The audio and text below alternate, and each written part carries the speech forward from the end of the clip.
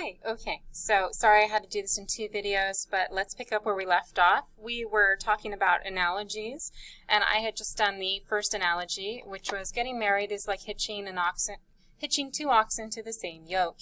And we concluded that, well, a yoke is that wooden contraption that they used to use on a couple of ox, right, an ox to another ox to couple them together. And that's the same thing that marriage is supposed to do. It's supposed to unite them. Although I have had students in the past say, well, you're kind of like you're trapped or chained, and that maybe marriage is similar to that. That isn't an interpretation that is totally valid. This is taken out of context, so we don't really know. But I always find that interesting to have, to see who thinks that and who doesn't, or who comes up with that conclusion.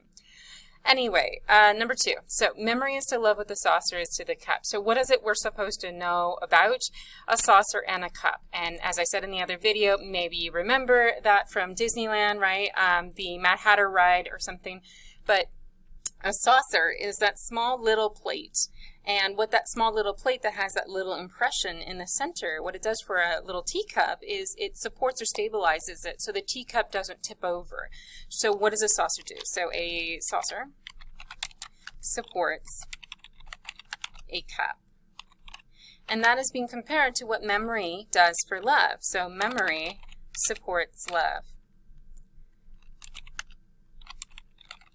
And what's nice about that is it's kind of quite true in the fact that if you don't remember somebody or something, it's very hard to love that some person or thing. So it's quite true that memory is kind of necessary. The third one is actually a image that I wanted us to look at. And if you know about U.S. history, then you understand that, yes, this is a recent image, but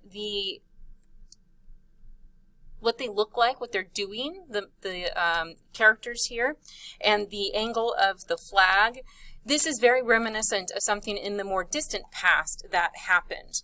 So again, if you know your U.S. history, you would know that this is similar to the soldiers. This is an iconic image of the soldiers of Iwo Jima.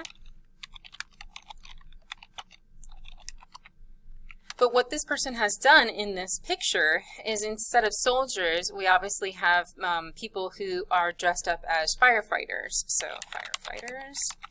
And then this is supposed to be an image, especially with the flag here, this is supposed to be an image of the towers falling. So these are the firefighters of 9/11. I don't know why that did that. That's okay. Fighters of 9/11. So you could say that both of them are being presented as courageous. So I'll go ahead and put that in there. The courageous soldiers of Iwo Jima and then the courageous firefighters of 9/11. So as you can see here, utilizing analogies can be quite memorable and vivid, and that's the power in them. Okay, argument from authority. So as we said before, when you do an argument from authority, what you want to make sure that they've done two things, that they've explained who the person is, i.e. how the person is credible, and then has done proper documentation. So as I read these two, I'm going to figure out, okay, do I have those two components? So according to Sojourner Truth, she said, well, children, where there is so much racket, there must be something out of kilter, Sojourner 3. So it does say who the quote is taken from, which is Sojourner Truth, but it doesn't say who she is, and not everyone might know who she is. So it does not say that. It does give credibility, which would have been easy had the person just said she is somebody who was an abolitionist, a African-American woman during a time when slavery was occurring, etc., right? So it doesn't give credibility. However, the person does give proper documentation. We have quotation marks, and we have the in-text citing, and we have the person who said it. So that's good. Let's look at the second one. Even Dr. Ian Wilmot and his colleagues, the creators of Dolly, hold the position that cloning of humans would be unethical. He points out that it took 277 attempts to produce one live lamb, and of the 277 reconstructed embryos, 29 were implanted into recipient ooze, and 3 out of the 5 lambs showed developmental abnormalities and died soon after birth. He believes similar tests with humans would not be acceptable. So in this case, we do know that this person is taking information from Dr. Ian Wilmot, a person who is giving their opinion, and that person was part of the group that created Dolly. So that's a lot of credibility. So yes, we have credibility. And then you have to ask yourself, okay, so we have credibility. Do we have documentation? It has the quotation marks around any information that's provided, as well as it has the in-text citing, so, and who said it. So yes, it's credible and documented correctly. Moving on to parallelism. So again, parallelism is the repetition of structure. So you want to find where you see that. I know my example here has a group of 3 items, and that usually is how parallelism is exhibited, of the people, by the people, for the people, so 3 groupings. However, that's not the case in all instances. You can create parallelism with just 2 components. It's just usually 3 or more, to be frank. But let's look and try number 1. As free and independent states, they have full power to levy war, conclude peace, contract alliance, establish commerce, and do all other acts and things which independent states may of right do. You can hear the repetition, right? As well as you can see it, but you certainly can hear it, and that's the beauty of parallelism. It creates rhythm in writing, and it's a powerful tool, and I highly suggest that you try to attempt some in your writing. So where it is they have full power to levy war. So levy war is going to be one of them. Another one is conclude peace.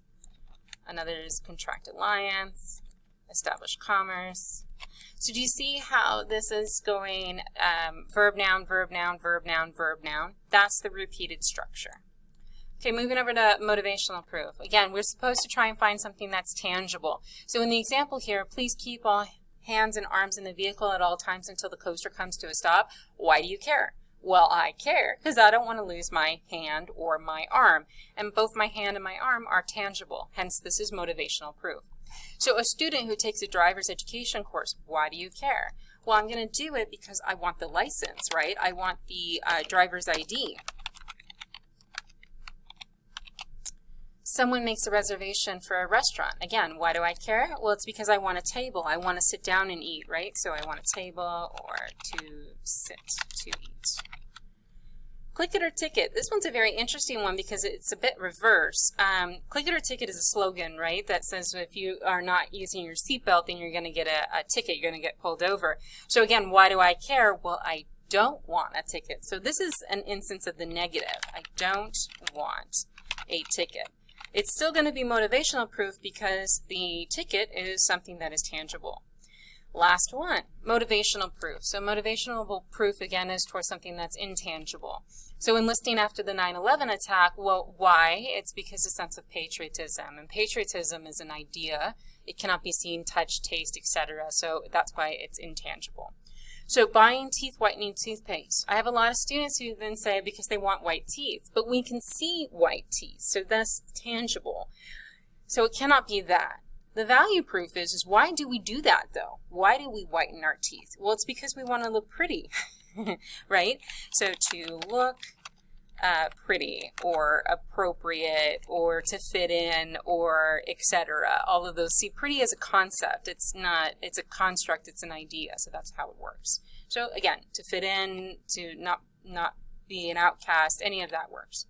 So signing up for FarmersOnly.com. I have a lot of people who actually don't know what FarmersOnly.com is, which I actually kind of find funny.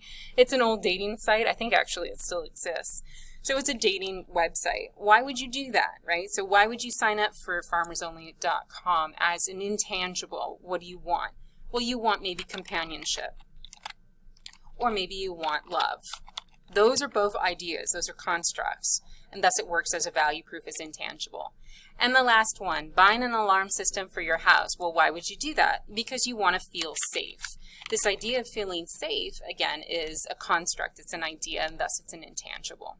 Okay, I hope this helps you. I hope both of these videos will help you to do the practice that is attached to this directed learning activity. So you want to go and do around the same kind of concepts. I'm providing you with various different proof type questions, and I want you to either find the conclusion, the connection, etc. Hopefully the instructions are understandable. If not, then let the writing instructor, Nikki Capps, know. Thank you, everyone.